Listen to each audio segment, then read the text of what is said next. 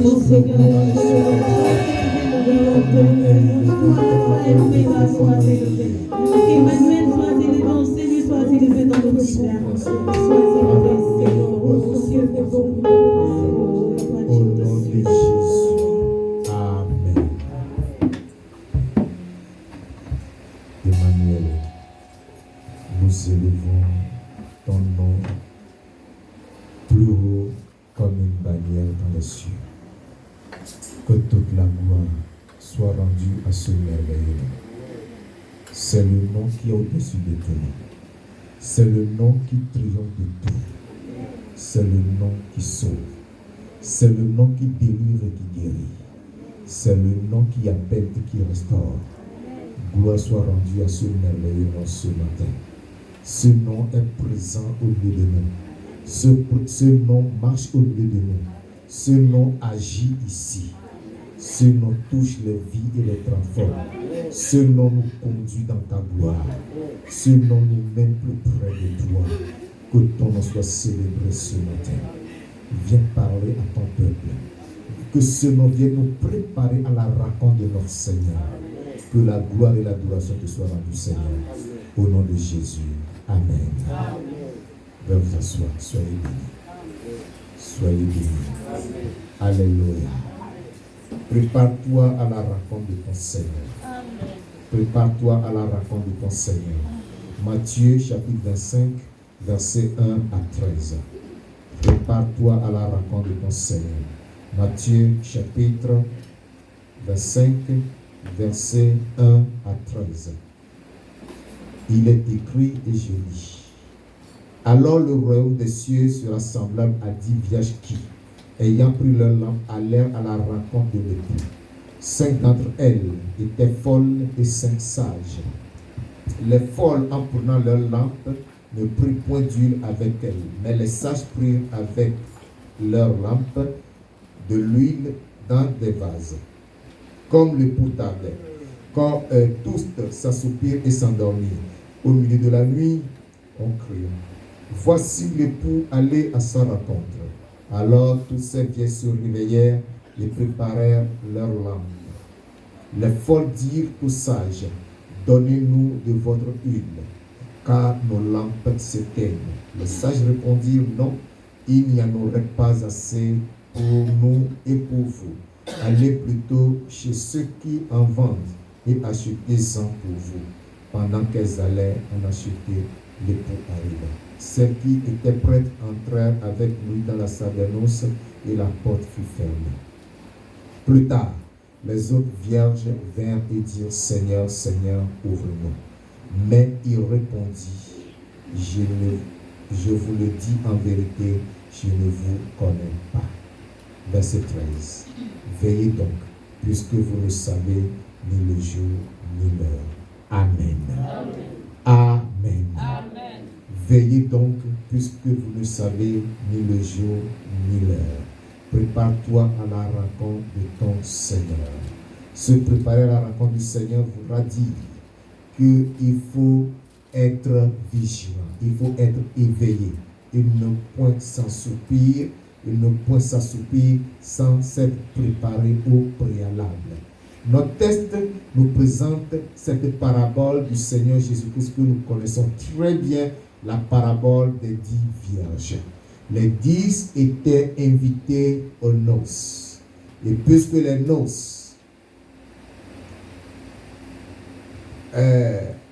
en Orient se célébraient la nuit, eh bien, chacun allant, ou bien chacune allant aux noces, devait prendre avec elle sa lampe et y mettre du lit suffisamment, afin que l'obscurité ne le surprenne pas. Parce que la salle était éclairée, la salle des noces était éclairée par la lampe de chacun. Ce n'est pas aujourd'hui où il y a l'électricité.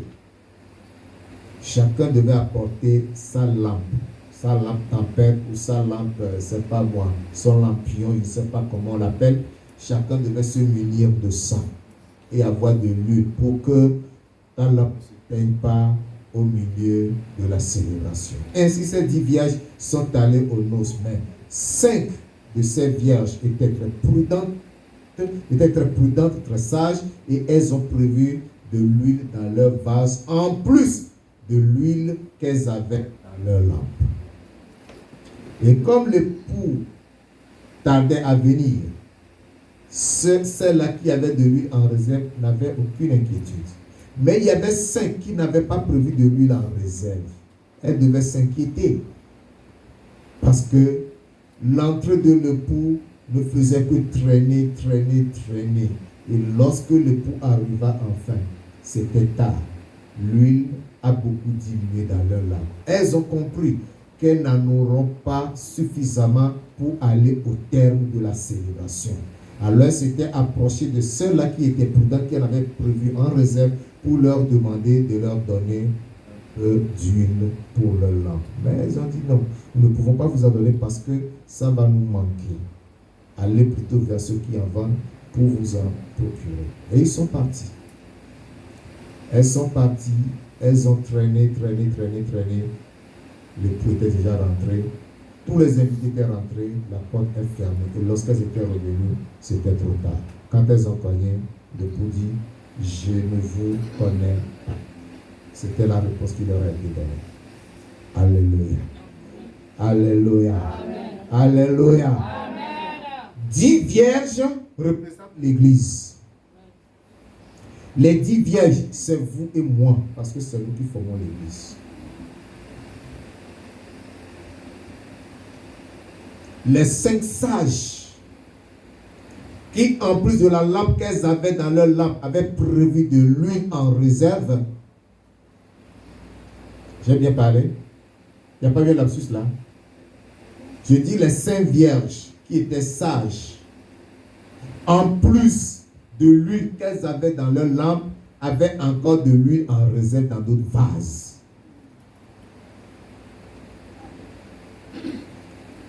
Que représentent les 5 là? Les 5 sages. Les 5 sages sont ceux-là qui ont la vraie foi, la foi véritable, pour écouter la parole et la mettre en pratique. La foi véritable pour obéir à la parole. La foi véritable pour être régulier au culte. Ouvrir son cœur, ouvrir la porte de son cœur à la parole, pour que la parole rende, pour transformer leur vie. Les 10 vierges sont ceux-là qui ont la vraie foi pour adorer Dieu en esprit et en vérité. L'heure vient où les vrais adorateurs adoreront le Père en esprit et en vérité. Cette heure n'est pas devant, c'est maintenant. Le Père désire de vrais adorateurs qui l'adorent en esprit et en vérité. Les 5 vieilles sages, prudentes, sont ceux-là qui, dans l'église, ont la foi pour garder la parole, ont la foi pour résister à la tentation, ont la foi pour vaincre le péché. Les 5 vieilles sages dans l'église sont ceux-là qui ont la foi pour obéir à Dieu partout où ils se trouvent. Ce sont des gens qui ne sont pas prêts à compromettre leur foi, à vendre leur foi pour quelques pièces d'argent, ou pour quelques bonheurs, ou pour quelques soulagements. Ce sont des gens qui, quelles que soient les occupations, disent le dimanche c'est le jour du Seigneur. Il faut que j'aille à la maison de Dieu pour écouter la parole, pour me purifier.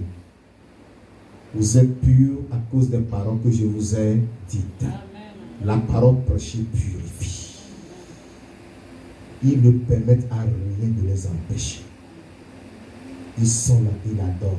C'est le jour du Seigneur. Les 5 vieilles sages, c'est ceux-là qui ont la foi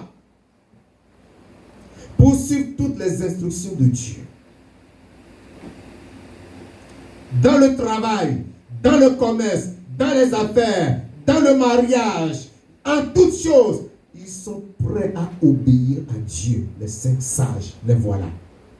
Les 5 sages, ce sont ceux-là qui sont prêts à supporter la persécution.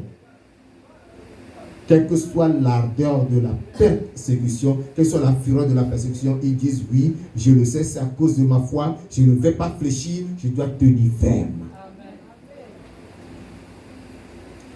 Les 5 vieilles sages sont ceux-là qui, dans l'église, se sanctifient tous les jours et vivent dans la sainteté. Voilà les 5 vierges. Les 5 vieilles sages sont ceux-là qui sont prêts à vivre selon la vérité et à manifester, à démontrer la vérité par leur vie. Les 5 vieilles sages, ce sont ceux-là qui sont prêts à vivre selon la justice divine, non selon la justice humaine corrompue,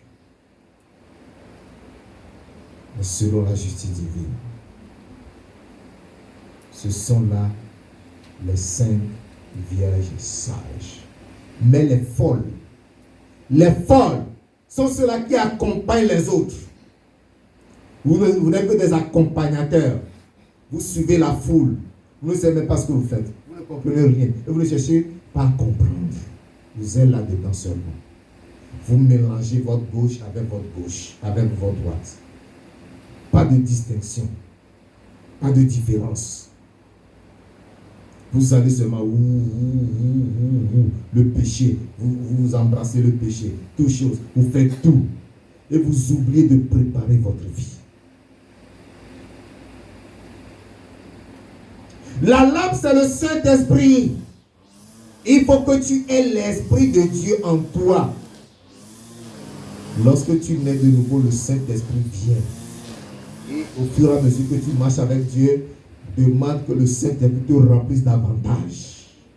La plénitude du Saint-Esprit. Alléluia.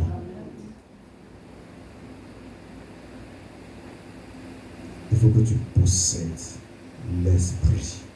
Mais qu'est-ce qui donne la vie à l'Esprit? C'est l'huile. C'est l'huile. Donc on peut dire l'huile, c'est encore l'Esprit. Mais l'huile, c'est encore la sanctification. C'est la sainteté. L'huile, c'est ta vie de prière. L'huile, c'est ta vigilance. L'huile permet au saint, à la lumière, à la lampe d'être allumée. Pour t'éclairer, tu en as besoin. Prépare-toi à la rencontre de ton Dieu. Tous ensemble, autant que nous sommes, nous attendons parler du retour de Christ, de l'enlèvement. Comme j'en ai parlé la dernière fois. Nous attendons tous l'enlèvement. Nous espérons l'enlèvement, nous croyons l'enlèvement, nous savons que l'enlèvement va avoir lieu. Mais combien sont éveillés attendant cet enlèvement? 5. Les 5 autres, non. Le désordre ne te permet pas d'espérer vraiment au retour du Seigneur. La vie t'indiscipline. Embrasser le péché par-ci par-là. Tu es avec les païens, tu es païen. Tu es avec les chrétiens, tu es chrétien. Tu es avec ceux qui murmurent, tu deviens celui qui murmure. Tu es avec ceux qui mentent, tu deviens menteur. Tu es avec ceux qui commettent la fornication, tu deviens fornicateur. C'est-à-dire ta vie n'est pas distinguée de la vie du monde. Voilà les 5 folles. Mon salut ne va pas te sauver le jour où le Seigneur reviendra. Ma sanctification ne parlera pas pour toi. Le Saint-Esprit en moi ne parlera pas pour toi si toi tu n'as pas en toi. La crainte de Dieu en moi ne parlera pas pour toi lorsque le Seigneur viendra. Il faut que toi, tu en possèdes. Et lorsque finalement ils se sont rendus à l'évidence que le Seigneur est déjà là, ils sont partis chercher la lampe. C'est maintenant qu'ils ont couru. Oh Seigneur, sanctifie-moi. Seigneur, sauve-moi. Seigneur, délivre-moi. Seigneur, donne-moi la victoire sur le péché. Seigneur, je veux marcher dans la justice. Seigneur, je veux marcher dans la vérité. Seigneur, j'aime ta parole. Ta parole est la vérité. Ils ont fini de faire la prière. Maintenant, ils sont présentés. Je ne vous connais pas. Je ne vous connais pas, je vous le dis en vérité, je ne vous connais pas. Lorsque la porte sera fermée, ce sera trop tard. Alléluia. Alléluia. Le Seigneur même a un signal donné à la voix d'un archange et au son de la trompette descendra du ciel. Et les morts en Christ ressusciteront premièrement. Ensuite, nous les vivants, nous serons tous changés. Et ensemble, nous serons enlevés à la rencontre du Seigneur dans les airs. Et ainsi, nous serons pour toujours avec lui. Alléluia. C'est ce que nous dit la parole de Dieu. La trompette sonnera. Les saints qui sont prêts l'entendront. Ils seront attirés par la puissance du Saint-Esprit pour aller à la rencontre du Seigneur dans les airs. C'est lorsque tu vas remarquer que l'autre n'est plus là que tu vas te mettre à prier. Tu vas apprendre à la télé que non, les gens disparaissent, on ne sait même pas ce qui se passe. Les gens s'en vont, on ne sait pas ce qui se passe. Les gens sont enlevés, on ne sait pas ce qui se passe. On ne sait pas où ils vont. Il y a un chauffeur qui conduit un bus. Il a disparu et le bus est parti percuter une voiture devant lui. Et ainsi de suite, ainsi de suite, des choses. Ah, un avion a perdu le pilote. Le copilote aussi disparu. L'avion a fait crash. Tous les passagers sont morts. Donc, tu vas partir dans le... Là, il faut que j'appelle la service pour voir si elle est là. Tu appelles le téléphone, sonne dans le vide. Oh non, je vais appeler tel frère aussi. Tu appelles le frère n'est plus là. Après tu vas dire, on me parlait de l'enlèvement, peut-être c'est maman. Dis, Seigneur, je me repens maintenant de mes péchés. Seigneur, j'ai menti hier. Seigneur, j'ai volé. Seigneur, j'ai commis la fornication. Pardonne-moi. Ça ne servira à rien. Ce sera trop tard pour toi. Alléluia. Alléluia. Ce sera trop tard pour toi. Ce sera trop tard pour toi. Répands-toi aujourd'hui. Et sois éveillé. Sois éveillé. Amos 4:12 dit, prépare-toi à la rencontre de ton Seigneur. Prépare-toi à la rencontre de l'Éternel.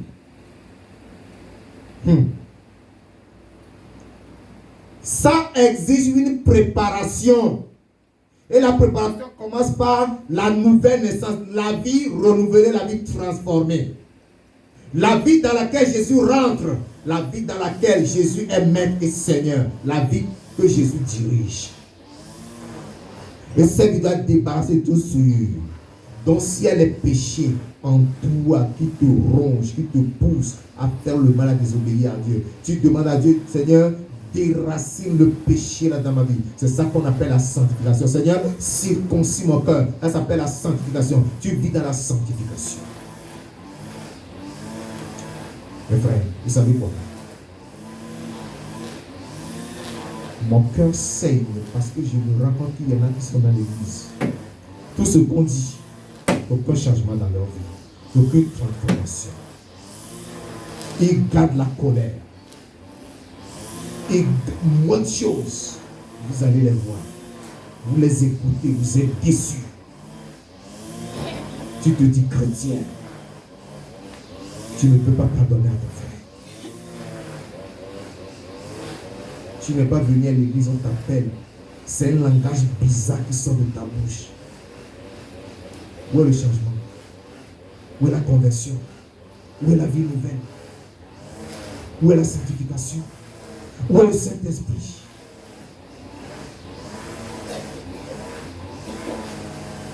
Plusieurs seront déçus. Plusieurs seront déçus. Répondre. Changer de conduite. Changer de comportement.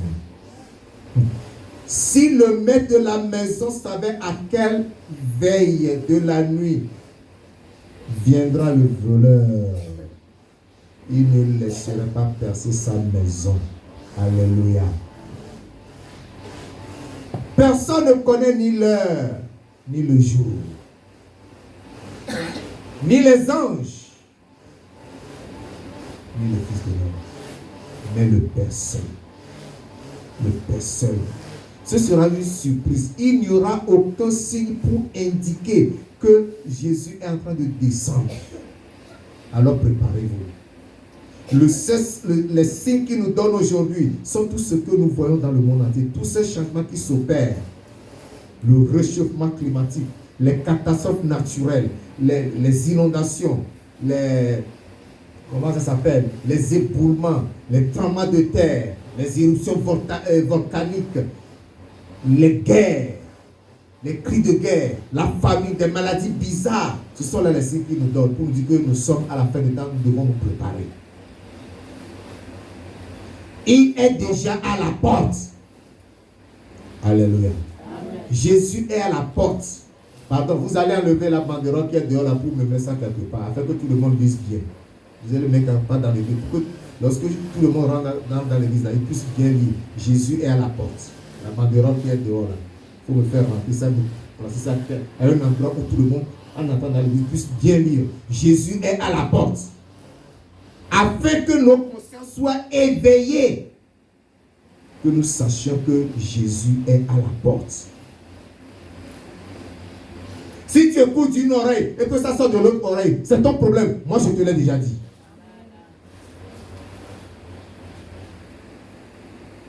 Jésus est à la porte.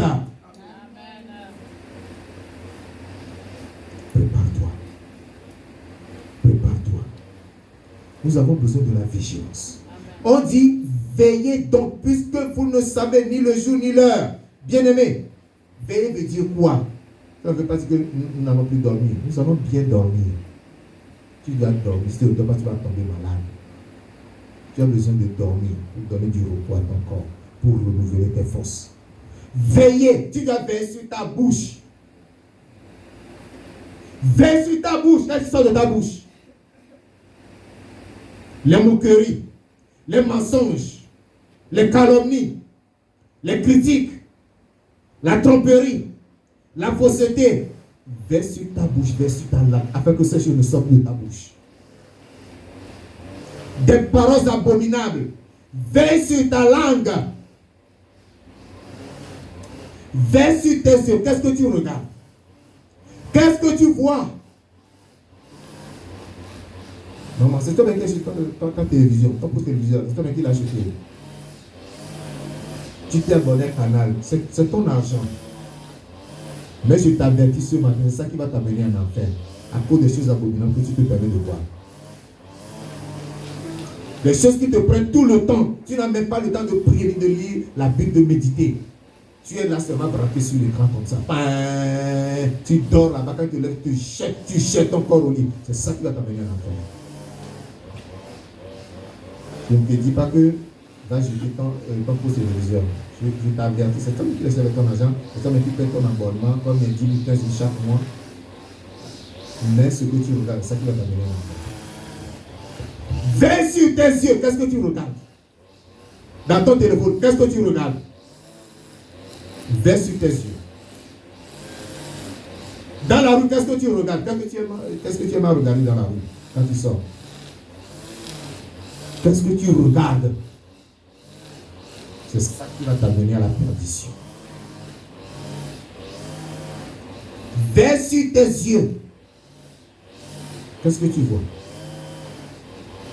Veille sur tes oreilles. Qu'est-ce que tu écoutes?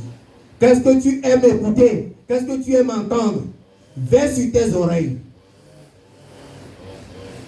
On fait pas bateau là, tu ouvres les oreilles, je vais bien écouter. Ok. C'est comme ça. Tu écoutes des abominations dans tes oreilles. Écoute bien. Écoute. Quand on écoute là, ça descend où? Ça descend dans le cœur. Ça te souille.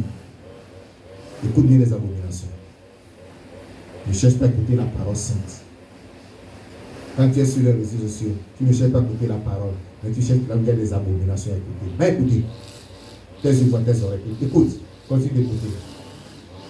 Ce que tu écoutes là, c'est ça qui te fera rater l'enlèvement. Ces abominations que tu écoutes. Veille sur ta compagnie ou tes compagnies. Qui est ton compagnon? Qui est ton ami? Avec qui tu parles? Avec qui tu partages tes moments de loisir ou tes moments de liberté? Veille sur ça. Veille sur ça. Veille sur tes pieds. Où est-ce que tes pieds t'amènent? Tes pieds t'amènent où? Tes pieds t'amènent où? Nous sommes parvenus à une heure où, bien-aimé, tu dois lutter pour ton salut. Lutte pour ton propre salut d'abord, avant de lutter pour le salut de quelqu'un. Le salut est personnel. Fais ce que tu pourras faire. Laisse l'autre s'occuper de lui-même. Alléluia. Tu évangélises quelqu'un. La personne dit, je viens à l'église. À l'heure de l'église, tu vas le chercher. Il dit, il n'est pas prêt. Ou bien tu l'appelles. Il dit, j'arrive. Et il ne vient jamais. Tu t'affoles. Pourquoi tu t'affoles pour lui? Laisse-le. Il a écouté, il n'a pas écouté. Il a écouté. Laisse-le. Il poursuit sa route. Tu es venu. J'ai prêché, tu as écouté. Tu te lèves, tu as prêché. Vas-y, continue. Tu as écouté, tu n'as pas écouté. Tu as écouté. Ce n'est pas mon problème, ce que tu en feras. Ça ne dépend que de toi seul. Tu te comportes mal, on te corrige, tu te mets en colère. Mets-toi en colère.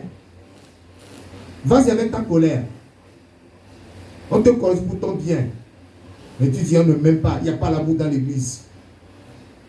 On me parle mal. Vas-y. Je le dis toujours, la porte est ouverte. Ce n'est pas fermé. L'entrée et la sortie là, c'est autorisé à tout moment. Ce que je sais, c'est que si tu ne veilles pas, tu seras surpris. Verset 13, retenez-le bien. Veillez donc, puisque vous ne savez ni le jour ni l'heure. Veillez donc, puisque vous ne savez ni le jour ni l'heure. Je dois veiller, puisque je ne sais ni le jour ni l'heure.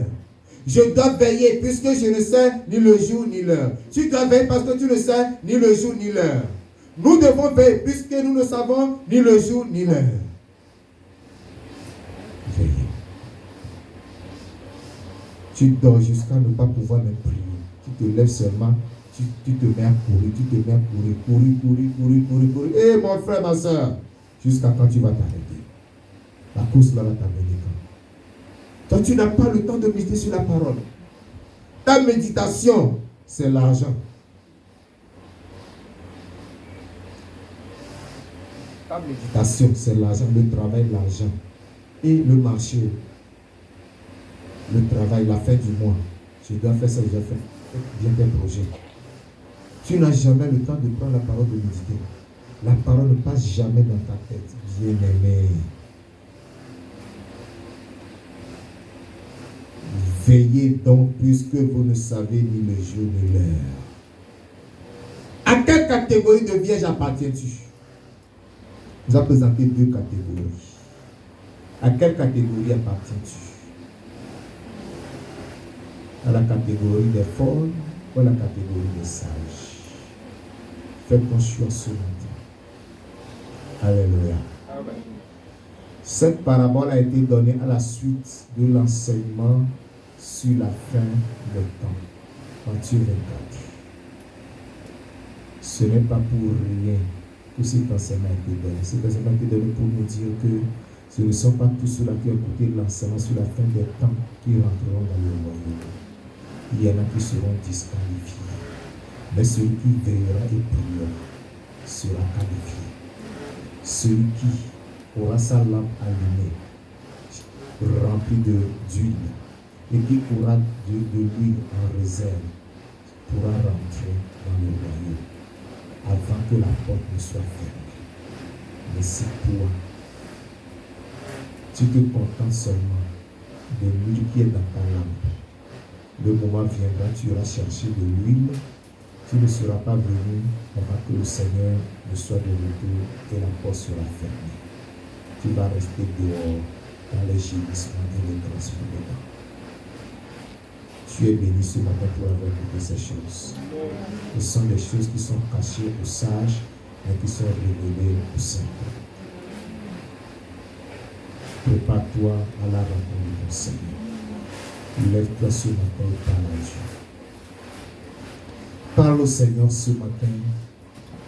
Prépare ton cœur à le rencontrer véritablement. S'il y a des choses dans ta vie qui doivent t'empêcher, bien-aimé, rejette-les ce matin. S'il y a des choses sur lesquelles tu dois prendre des engagements pour les résoudre ou bien pour les régler avant le temps, prends l'engagement ce matin. Parlons au Seigneur.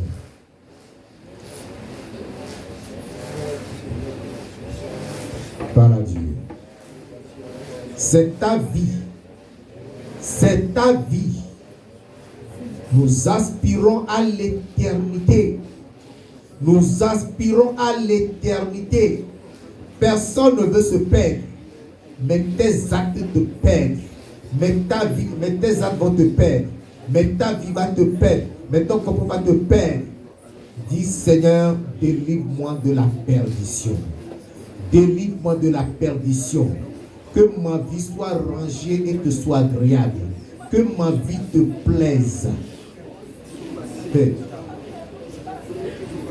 Il y en a qui prennent plaisir au bonus, au point d'oublier l'essentiel. Tu prends plaisir au bonus. Le bonus, c'est les miracles, c'est la guérison, c'est la délivrance, c'est la bénédiction financière, matérielle. Mais la vraie chose, le principal, c'est le salut et la sanctification. C'est ça qui te sauvera, c'est ça qui te délivrera. Remets ta vie dans la main du Seigneur ce matin. Invite l'Esprit de Dieu. Il n'y a que lui seul qui puisse t'aider à veiller. Il n'y a que lui seul qui puisse t'aider à veiller. Invite-le donc à t'aider ce matin. À veiller, afin de ne point être surpris. Parle à Dieu. Demande l'esprit de vigilance.